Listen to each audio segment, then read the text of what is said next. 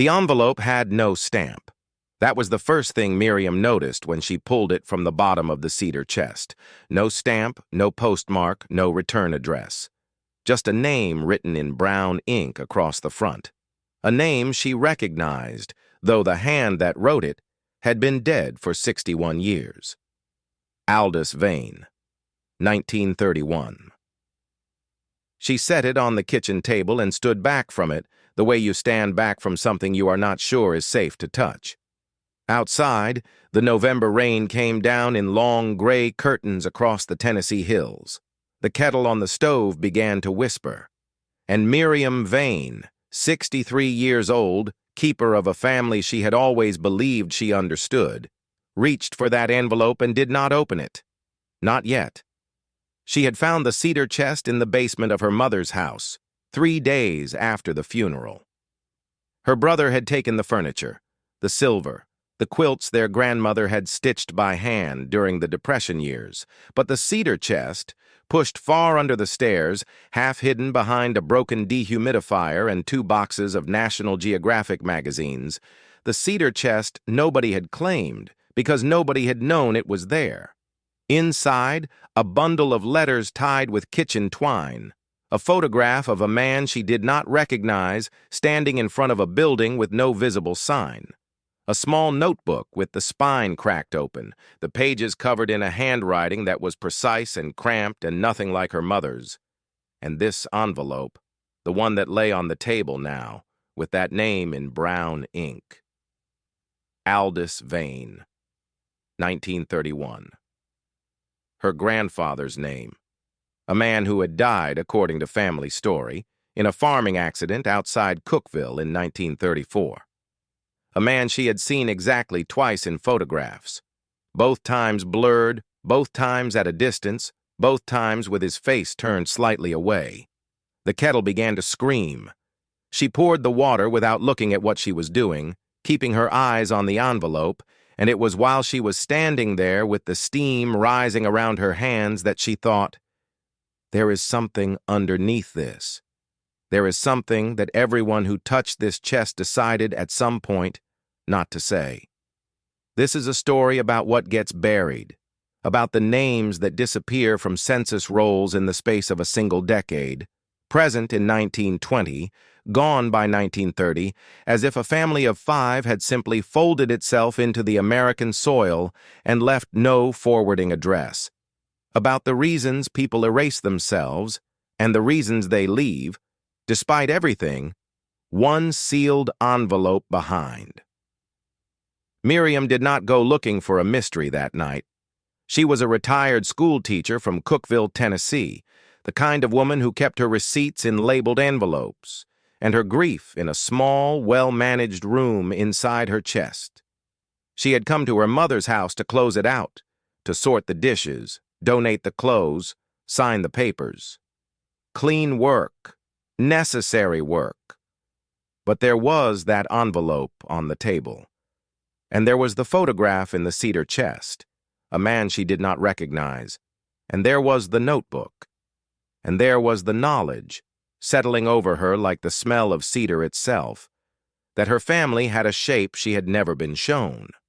She sat down at the kitchen table. She pulled the envelope toward her, and she pressed one thumb under the flap, which had never been sealed, only folded closed, as if whoever left it there had known that someday someone would need to read what was inside. The letter was 2 pages, written on the same brown ink, in the same precise and cramped hand as the notebook. It began with no greeting and no explanation. It began with a year. 1919. The census man came in October. Miriam read those words 3 times before she turned the page. She did not sleep that night. She sat at that kitchen table while the rain moved across the hills and the kettle went cold and the November dark pressed itself against the windows, and she read everything in that cedar chest twice over. Then she took out a fresh notebook of her own. She had always kept blank notebooks in her bag, a teacher's habit. And she began to write down what she knew and what she did not know, and where the 2 things separated. What she knew. Her grandfather, Aldous Vane, had been born, according to the family Bible, in 1897, somewhere in Clay County, Tennessee. He had married a woman named Cora, maiden name unknown. He had died in 1934. He had one son, Miriam's father, born in 1929 in Putnam County, who had grown up in the foster care system after his parents' deaths and who had, for as long as Miriam could remember, refused every question about his origins with a silence so complete it had the texture of a wall. What she did not know, almost everything else. In the morning, when the gray Tennessee light came through the windows like thin milk, she drove to the Putnam County Courthouse. She had the name, she had the years, she had the letter from the cedar chest. She knew how to begin. The courthouse records office smelled of old carpet and toner cartridges, and the woman behind the counter, her name tag said, Dolores, had the look of someone who has spent 30 years watching amateur genealogists discover things that upend their understanding of themselves, patient, careful, not unkind. Miriam gave her the name, Aldous Vane, Clay County, possible, Putnam County, more likely, born 1897, died allegedly 1934, Dolores typed. The computer hummed. She typed again. She turned the screen, and Miriam leaned forward. No death certificate on file for Aldous Vane, Putnam County, 1934. Miriam wrote that down. Dolores checked Clay County. She checked Smith County. She checked the surrounding parishes with a methodical patience that Miriam found in that moment almost unbearably kind. Nothing. No death certificate, no burial record, no probate. In 1934, as far as the official record of the state of Tennessee was concerned, Aldous Vane had not died. He had simply stopped appearing. Miriam drove back to her mother's house through the low hills of November, past the bare oak trees and the small white churches and the farm stands closed for the season, and she thought about what it means to stop appearing, to be present in the record, and then gone. The census is a strange document. It does not record what people feel or fear or carry. It records addresses, occupations, ages, names, the presence of a body in a place at a moment in time. And when that presence stops, the record does not explain why. It only shows the absence. She spread the contents of the cedar chest across the kitchen table, and this time she looked at everything more slowly. The photograph of the unrecognized man. She turned it over. On the back, in pencil so faint, she had to angle it toward the window to read it. E.W. at the office, Nashville, 1928.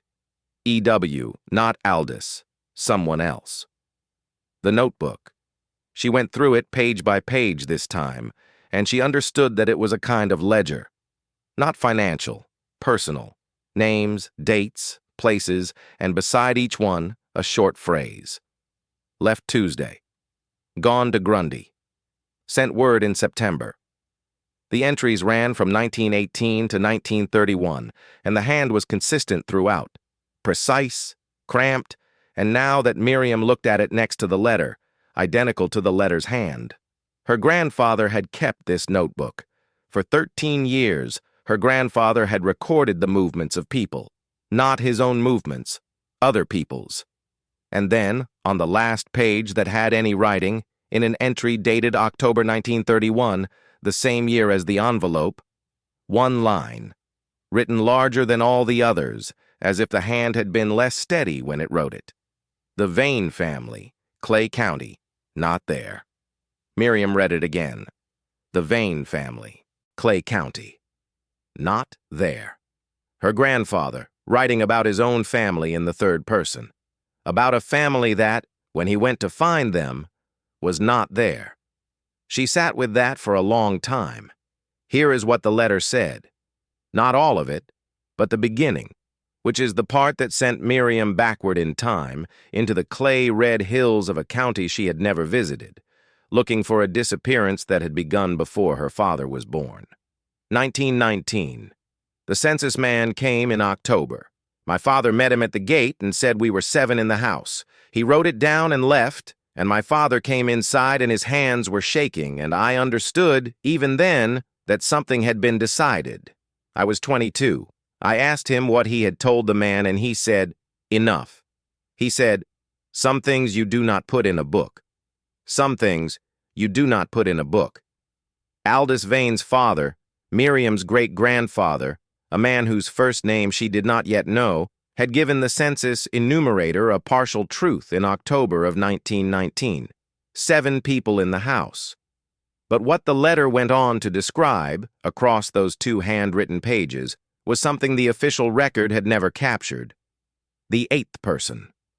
The one who was not counted. A woman named Sable.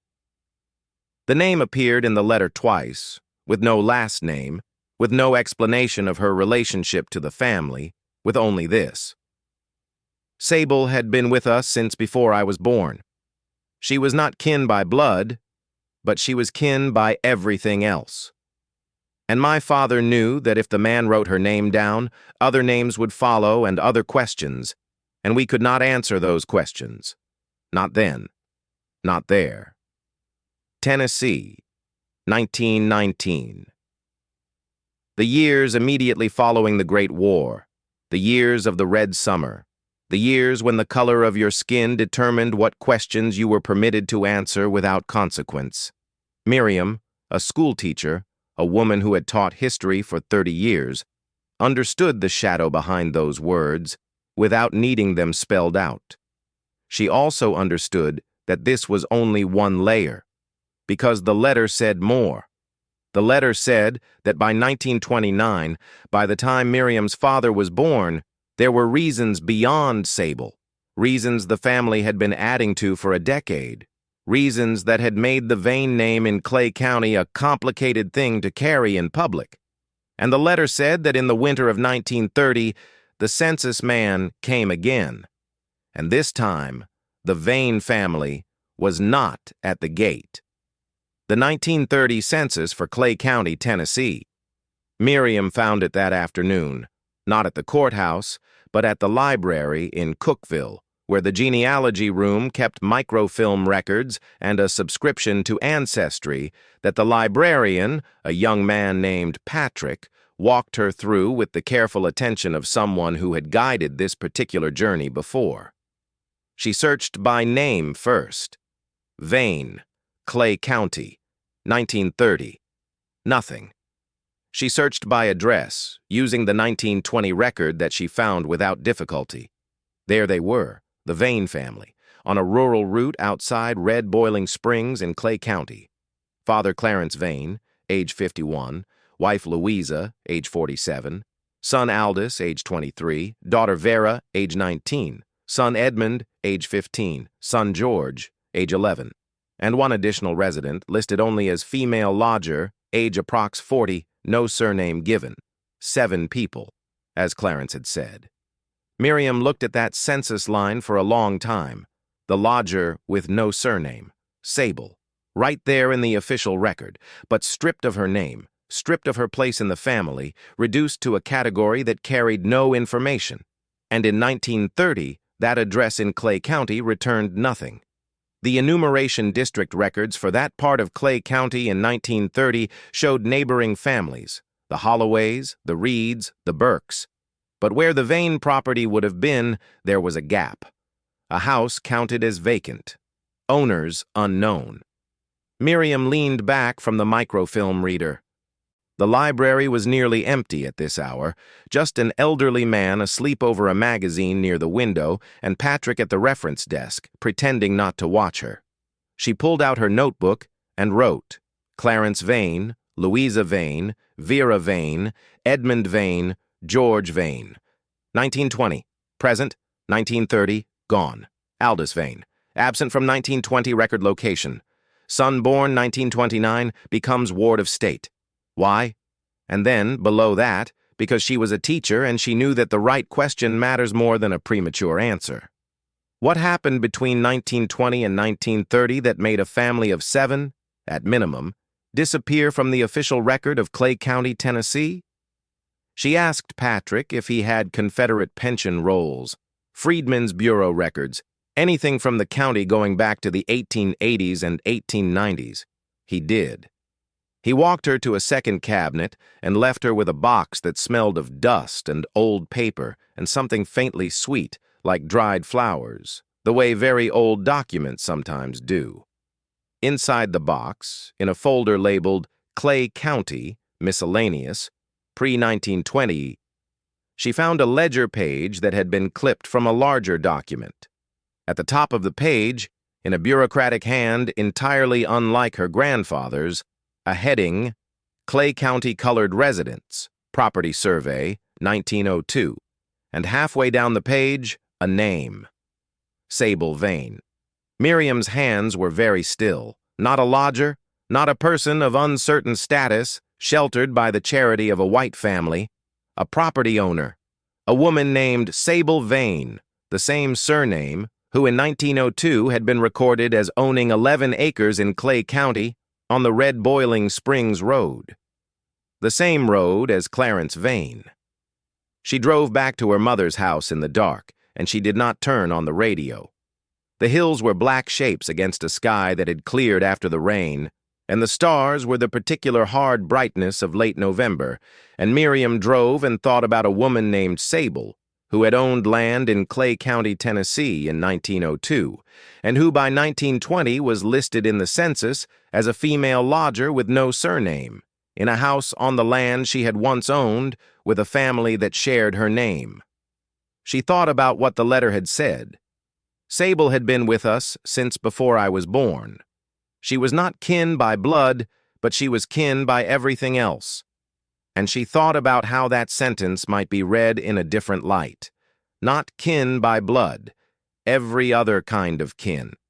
A woman who had owned land beside the Vane family's land, whose surname was the same, who had been in that house for decades, who had been deliberately denamed and recategorized for the census of 1920.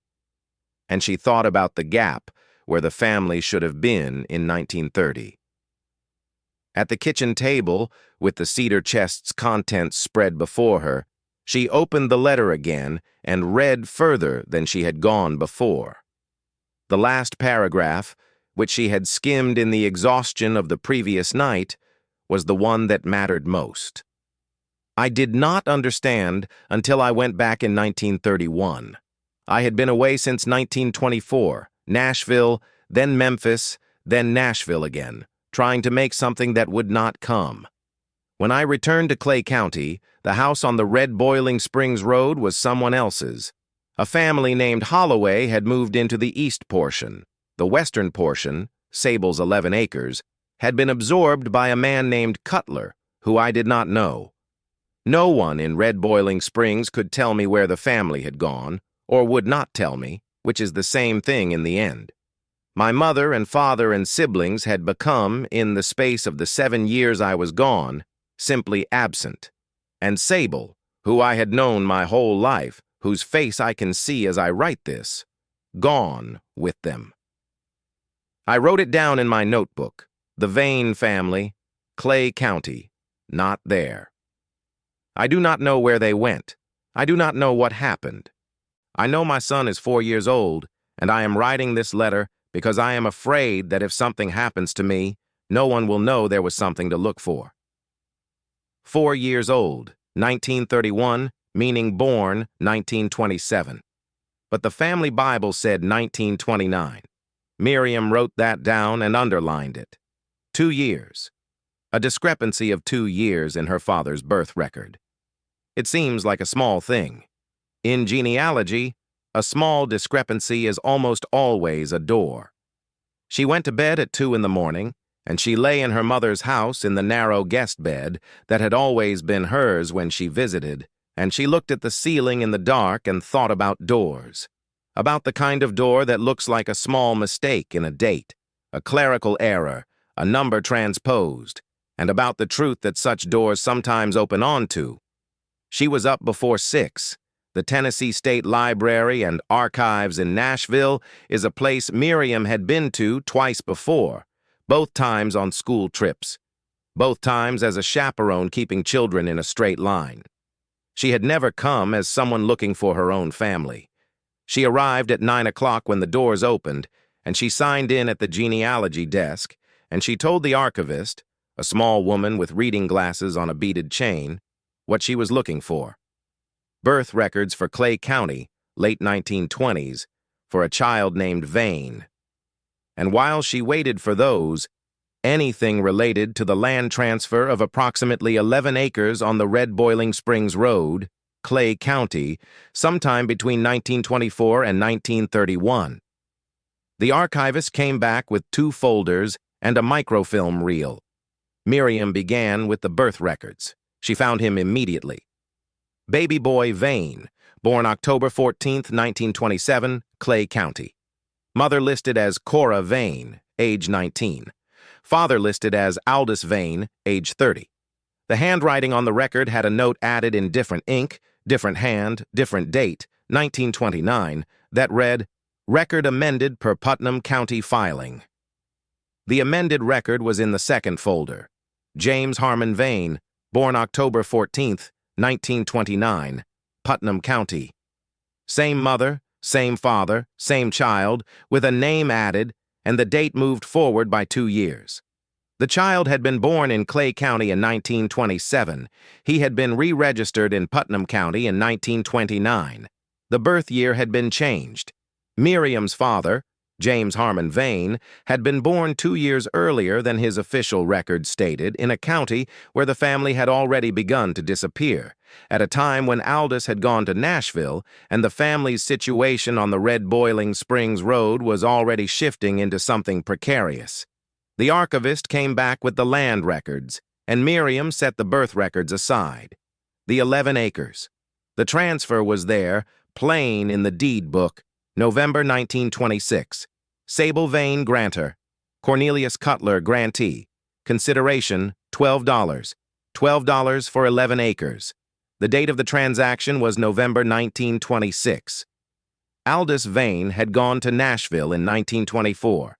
His son, the boy who would become Miriam's father, was born in October 1927, 1 year after the land sale. Sable had sold her land for $12. A price so far below any reasonable value for 11 acres of Tennessee farmland in 1926 that the word sold starts to lose meaning. A price that suggests something more like surrendered, or was made to surrender. And then the family was gone. Not immediately. There was still the house on Clarence's land, still the listing of vacancy in 1930. But the 11 acres were gone, and with them, it seems, whatever arrangement had allowed this family, this complicated family with its shared name and its uncounted members and its female lodger who owned adjacent land, to remain in Clay County without drawing the kind of attention that became dangerous. Miriam sat in the Nashville archive and let this accumulate. Because here is what was emerging, slowly, the way a photograph develops in a chemical bath. Not all at once, but in layers, the darker areas first, then the middle tones, then finally the full image. The Vane family of Clay County, Tennessee, had not vanished from the census because of accident or migration or simple record error. They had vanished because they had been pressed by forces that the letter did not name, but that the land deed and the birth record and the census annotations and the $12 all suggested clearly enough into a kind of invisibility that was both chosen and enforced. Sable Vane had owned that land, had lost it, had been renamed a lodger in the house of a family that may have been, in ways the official record was specifically structured to obscure, her own family. Clarence and Louisa Vane, their children, the child Aldous, who had left for Nashville and come back to find everyone gone. And the question that had been sitting at the back of Miriam's mind since she first read the letter, the question she had been circling without quite approaching, that question was now close enough to touch. She wrote it down. What was Sable Vane to the Vane family? And below it, in smaller letters, what was the family afraid of? Not afraid of the census itself exactly, not afraid of being counted, afraid of what being counted truthfully would reveal in a time and a place where certain revelations carried costs that land deeds and amended birth records and unlabeled photographs only begin to suggest. She drove back to Cookville in the afternoon. She stopped at the small Historical Society office on Broad Street, a place she had walked past hundreds of times without going in. The man at the desk was named Roy, and he had the specific kind of local knowledge, deep, particular, unmediated by academic distance, that Miriam had learned in 30 years of teaching to regard as its own kind of scholarship. She told him the name, the road, the years. Roy was quiet for a moment. He opened a filing cabinet and pulled out a manila folder and sat back down, and he looked at her in the way people look at someone when they are deciding how much to say. "Vane family on the Red Boiling Springs Road," he said. "You related?" She told him she was. He opened the folder. Inside, a clipping from a 1927 Clay County newspaper, she could see the masthead but not the date, and 2 photographs. He laid them on the desk between them. The clipping described a property dispute. The language was the language of its time, which means it was brutal in the way that was once considered neutral. It described a claim made by a man named Cutler regarding the improper registration of property in Clay County by persons of mixed ancestry who had, according to Cutler's claim, misrepresented their racial classification in county records going back to 1890. Mixed ancestry. The Vane name, 1890. Miriam looked at the photographs. One she did not recognize. The other was the photograph from the cedar chest, the man in front of the building with no sign. But in this copy the image was clearer, and she could read the building. A law office on Church Street in Nashville. And the man, who was not the man she had imagined when she could not see his face clearly, was a man with light brown skin and sharp, careful eyes and a hat pulled straight. The man in the photograph was not E.W. The initials on the back had confused her, because the man in the photograph, the man at the law office, was a man she recognized now from a different angle, the angle of the jaw, the particular way he held his shoulders, from the blurred family photographs she had seen all her life. She was looking at her grandfather, at Aldous Vane.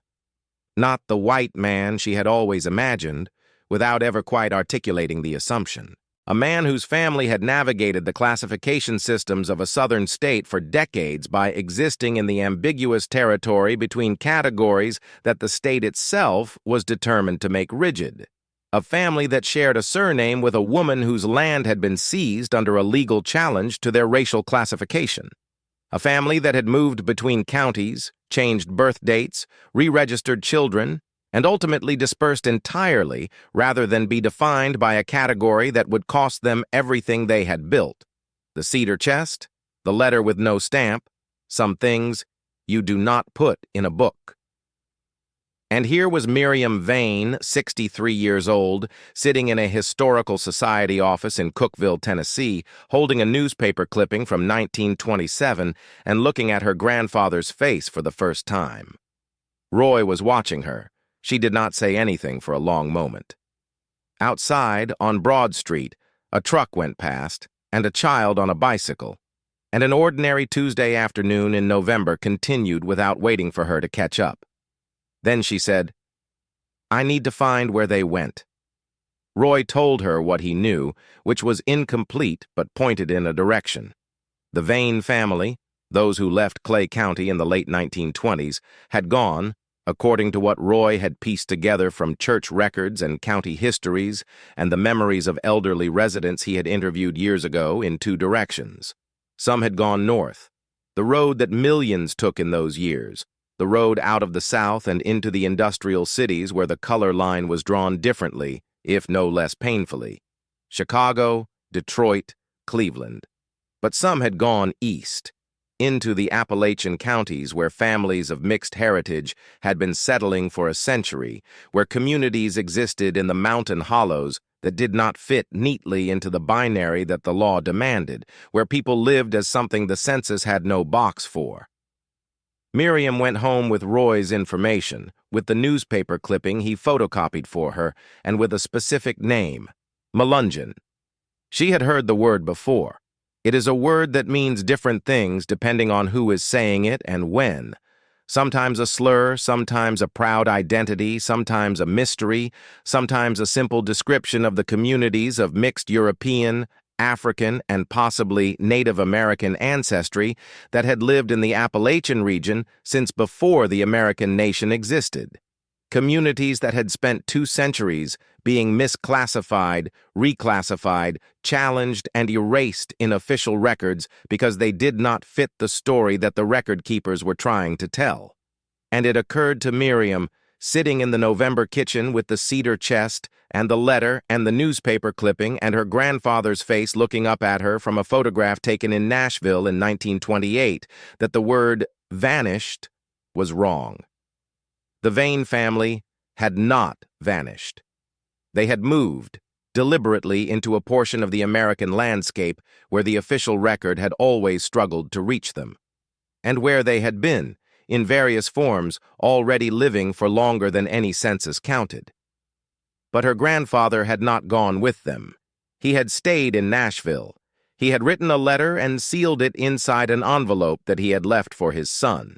The son whose birth year had been changed, whose name had been added later, who had ended up in a foster care system with no family to claim him. The son who had grown up to be Miriam's father, who had never once spoken of any of this. The question now, why had Aldous stayed? What happened to him between 1931, when he wrote the letter, and 1934, when the family story said he died in an accident for which no death certificate existed, and the question just behind that one, which had been moving toward her since she first read the words, why had her father, James Harmon Vane, been left in the foster care system if his father was alive until 1934? She needed to find the east-going branch of the family, the ones who had gone into the mountains. She made calls for 3 days. She wrote to historical societies in Hancock County, in Lee County in Virginia, in Hawkins County. She searched the Melungeon Heritage Association's records online and found, in a genealogy database that someone had assembled with enormous care over many years, a listing that made her stop breathing for a moment. Clarence and Louisa Vane, Clay County, TN. Relocated to Hawkins County, TN, approx. 1928. 6 individuals, associated families, Goins, Collins, Gibson. 6 individuals, not 7, not Aldous, who had already been in Nashville by 1924, but 6, Clarence, Louisa, their children Vera and Edmund and George, and one other, no name, listed as female elder, age approx. 55. Sable, still with them, still unnamed in the record, but present, moving with the family into the mountains where the record could not follow. Miriam wrote to the address associated with the database entry. A week later, she had returned to her own house in Cookville by then, but she had brought the cedar chest. She received an email from a woman named Della Collins Vane in Sneedville, Tennessee. The email was 3 sentences. I've been waiting for someone to ask. My grandmother was Vera Vane, daughter of Clarence and Louisa. Come when you can. Sneedville is the county seat of Hancock County, tucked in the mountain valleys of northeastern Tennessee, and it is one of the places most closely associated with the Melungeon communities that have lived in those hills since the 18th century. Miriam drove there on a Saturday in December through mountain roads that wound through the bare gray ridges like a thread through a needle's eye, past churches and cemeteries and small wooden houses where smoke rose from chimneys into a cold and particular quiet. Della Collins Vane was 78 years old, and she had her grandmother Vera's eyes, dark and steady and accustomed to looking at things carefully before speaking. She opened her door before Miriam could knock, as if she had been watching from the window, and she stood back to let her in without ceremony and said only, "Sit down. I'll make coffee." The house was warm and smelled of wood smoke and something baking. On the walls were photographs, many photographs, the kind of accumulated family chronicle that covers walls in layers. Formal portraits beside casual snapshots, black and white beside faded color. Miriam stood in front of those photographs for the few minutes before the coffee came, and she looked at the faces, and she felt something she could not immediately name. Recognition, not of specific people, of something in the architecture of the faces, the jaw, the eyes, the particular way of holding the head. A family resemblance, working across 4 generations and the distance between Cookville and these mountain hollows, reaching her through the glass of strangers' photographs. Della set the coffee on a small table by 2 chairs positioned to face each other, and she sat, and she looked at Miriam, and she said, "You found the letter." Miriam's breath caught. "You knew about the letter." "My grandmother told me Aldous had written one. She said he would leave it somewhere that would be found when it was time to be found." Della wrapped both hands around her coffee cup. She seemed certain about that, about the timing. Vera Vane, who had been 19 in 1920, who had left Clay County with her family in 1928, who had lived into her 80s in the Hancock County hills, had known her brother left a letter, had trusted that the letter would find its way. Miriam thought of her mother, of the cedar chest under the stairs, half hidden, never opened, kept through every move and every year for 61 years. A cedar chest that nobody had claimed at the estate sale because it had been pushed far enough out of sight that nobody saw it. Her mother had known it was there. Her mother had kept it there, deliberately, for 61 years, waiting for the right moment, or perhaps simply unable to open it herself, unable to face what might be inside, and yet equally unable to discard it. She told Della this. Della listened with that dark, steady gaze, and then said, "Your father never talked about any of it." "No." "He knew. Aldous told him before." Della set down her cup. "That's what my grandmother said. She said Aldous went to see the boy before he left. James would have been 4, maybe 5 years old. But Vera always said Aldous went to see him before he left, not before he died." Miriam felt the sentence rearrange something in her chest. "He didn't die in a farming accident," she said. Della looked at her steadily. "He went north, 1934, like the family story says. But he went north, not into the ground. My grandmother had one letter from him, from Chicago, dated 1936. After that, nothing. Nothing. The way so many stories end, not with a door closing, but with letters that stop coming, with silence that gradually becomes its permanent replacement." Miriam thought of the photograph. Her grandfather in Nashville, outside a law office, in 1928. She thought of the land deed, and the $12, and the newspaper clipping, and the property dispute, and the classification challenge, and she thought about a man who had come back in 1931 to find his family gone, who had written a letter for his son, who had placed it in a cedar chest and folded the flap closed and left it for whoever would come. "Why did he leave the boy?" she asked. "Why didn't he take him north?" Della was quiet for a moment. Then she said, "Because the boy was already registered as white. In Putnam County, with the amended birth date and the amended county, the record showed a white child named James Harmon Vane, born 1929, Putnam County.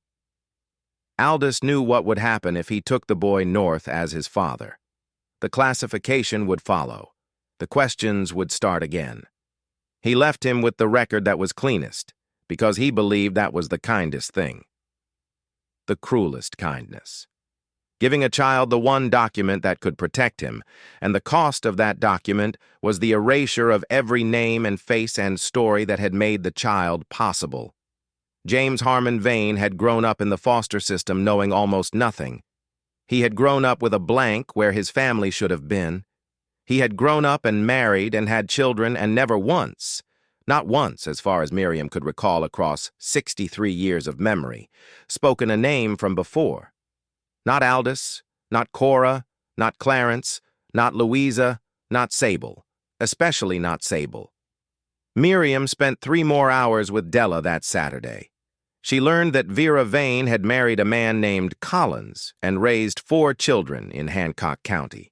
That Edmund and George Vane had also stayed in the mountains, had married into the established families there, had lived quiet lives that were deliberately not loud about what they were or where they had come from.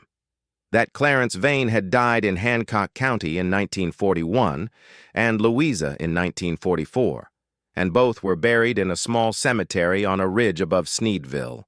And Sable had died in the winter of 1933, in the house that Vera's family occupied, at an age the death record listed as approximately 65.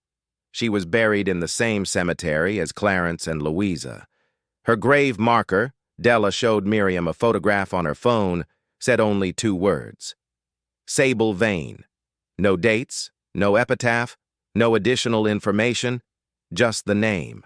The full name carved in stone on a ridge in Hancock County, Tennessee, that she had been denied in every official record that had tried to categorize her during her lifetime. Miriam sat in her car in Della's driveway for a long time before she started the engine. The December mountains stood around her in their cold silence, and the smoke from Della's chimney went straight up into the still air. And somewhere further up the ridge, in a cemetery she had not yet visited, were the graves of people whose names she had only learned this week, her people.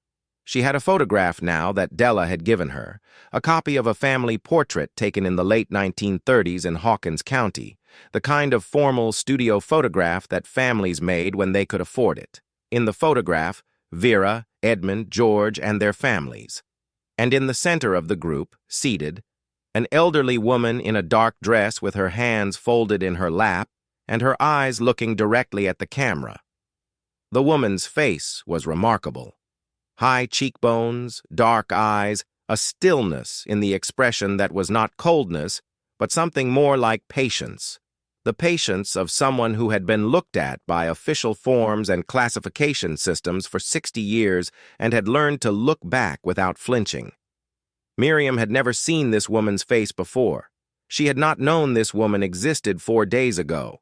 She held the photograph and thought, "You owned 11 acres on the Red Boiling Springs Road. You had a name. You had a family. Not by blood," the letter said, "but by everything else. And then the law came for your land and your name and your category, and you lost the land, and the name was stripped from the record, and you moved into the mountains and died there and were buried with the name restored." Sable Vane. Buried with the name. Someone had made sure of that. Clarence, or Vera, or whoever had ordered the stone. Someone had made sure that at the end, in the one record the county could not amend and the census man could not recategorize, the name was complete. Miriam drove home through the Decembers.